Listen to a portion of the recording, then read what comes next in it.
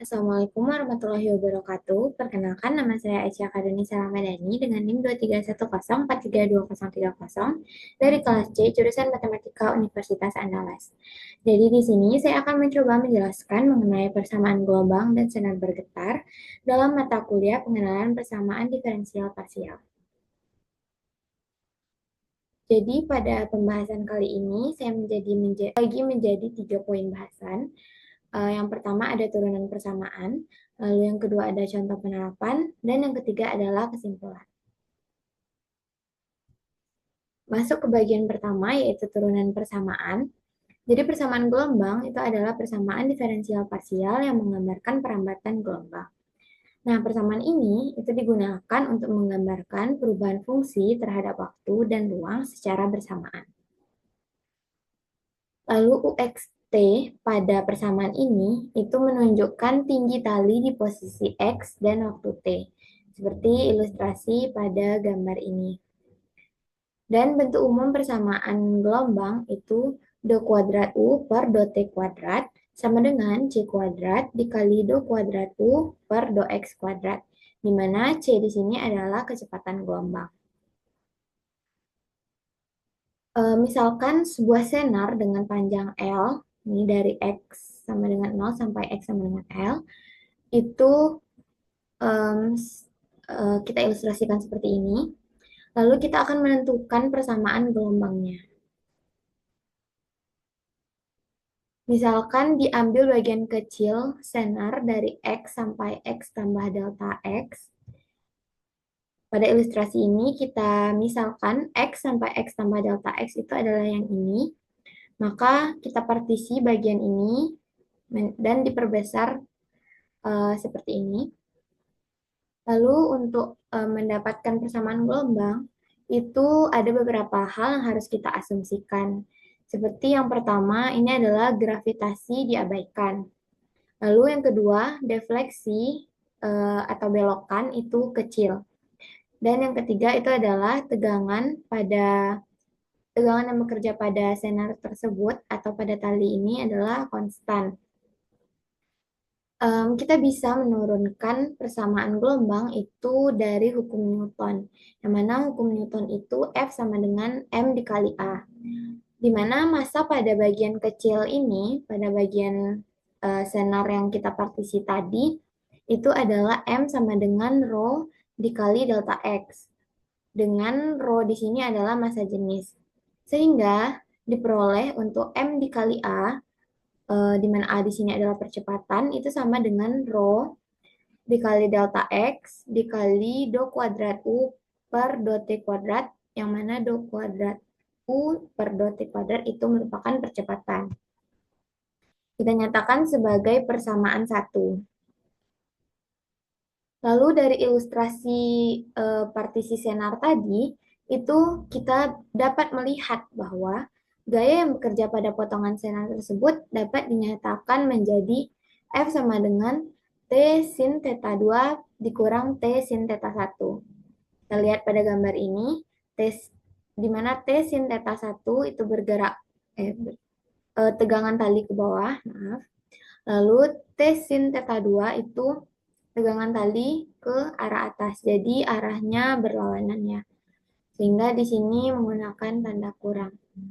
Jadi karena di awal kita asumsikan defleksinya atau belokannya tadi kecil, akibatnya perkiraan sudutnya juga kecil.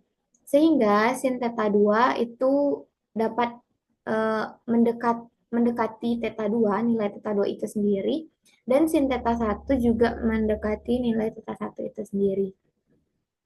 Jadi saat sudutnya sangat-sangat kecil, itu artinya nilai sudutnya mendekati 0, sehingga cos keduanya itu mendekati 1. Sehingga kita bisa membagi T sin theta 2 dikurang T sin theta 1 ini dengan kosinus. Sehingga sin per kosinus itu kan menghasilkan tan. Sehingga di sini diperoleh F sama dengan T-nya kita faktorkan maksudnya. Lalu sin per kosinus itu tan, sehingga di sini ada diperoleh tan dari theta 2 dikurang tan dari theta 1, di mana tan theta 1 itu artinya delta Y per delta X. Sedangkan delta Y di sini itu adalah tinggi satu titik pada tali. Yang artinya delta Y di sini itu sama dengan U. Sehingga tan dari theta, baik theta 1 maupun theta 2 itu dapat kita nyatakan sebagai do U per do X. Sehingga persamaannya itu menjadi F sama dengan T dikali do U per do X dari theta 2 dikurang do U per do X dari theta 1. Kita nyatakan sebagai persamaan 2. Nah, selanjutnya berdasarkan hukum Newton tadi, yang F sama dengan M dikali A, kita dapat menyamakan persamaan 1 dan 2 yang sudah diperoleh. Sehingga di sini tadi M dikali A, yaitu rho dikali delta X, dikali do kuadrat U per do T kuadrat, itu sama dengan F-nya kita menggunakan gaya yang bekerja pada senar tersebut.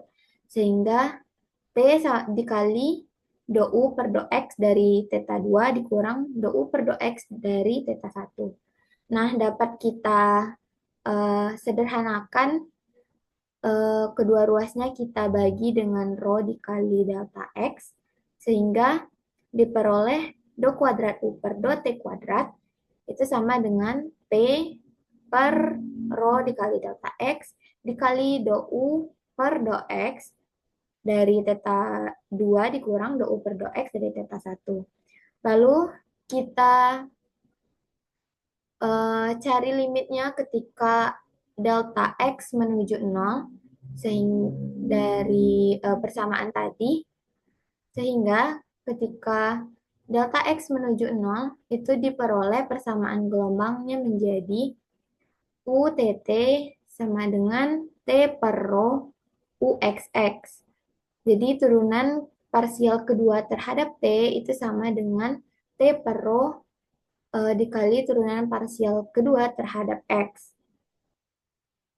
Di mana di sini T per rho itu dinyatakan sebagai C kuadrat, sehingga diperoleh bentuk umum dari persamaan gelombang itu adalah UTT sama dengan C kuadrat UXX. Selanjutnya kita masuk ke bagian poin 2, yaitu contoh penerapan. Di sini saya mengambil exercise 2.4 nomor 5A, yaitu misalkan kita mempertimbangkan pengaruh gaya gravitasi pada sebuah tali yang panjangnya L dengan kecepatan gelombang C dan massa jenis rho yang konstan. Nah, pada penurunan rumus tadi, itu kita mengasumsikan bahwa gaya gravitasinya dapat kita abaikan. Namun pada latihan ini, kita diminta untuk mempertimbangkan pengaruh gaya gravitasi. Lalu kita diminta untuk menunjukkan bahwa tali tersebut memenuhi persamaan diferensial parsial ini, UTT sama dengan C kuadrat UXX dikurang G. Lalu kita masuk ke pembahasannya. Jadi jika tali memiliki gaya berat karena pengaruh gravitasi, maka setiap elemen kecil delta X dari tali itu memiliki gaya ke bawah sebesar gaya beratnya yang sama dengan rho dikali G dikali delta X. Sehingga diperoleh persamaan seperti ini. Rho dikali UTT sama dengan T dikali UXX per rho dikali dikurang rho dikali G. Nah, di sini kita lihat bahwa di sini dikurang oleh gaya beratnya. Karena gaya beratnya itu kan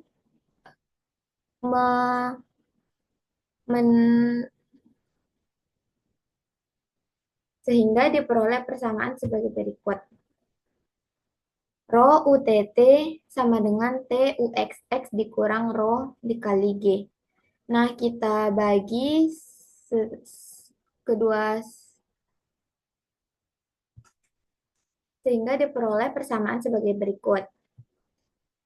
Rho UTT sama dengan T UXX dikurang rho dikali G.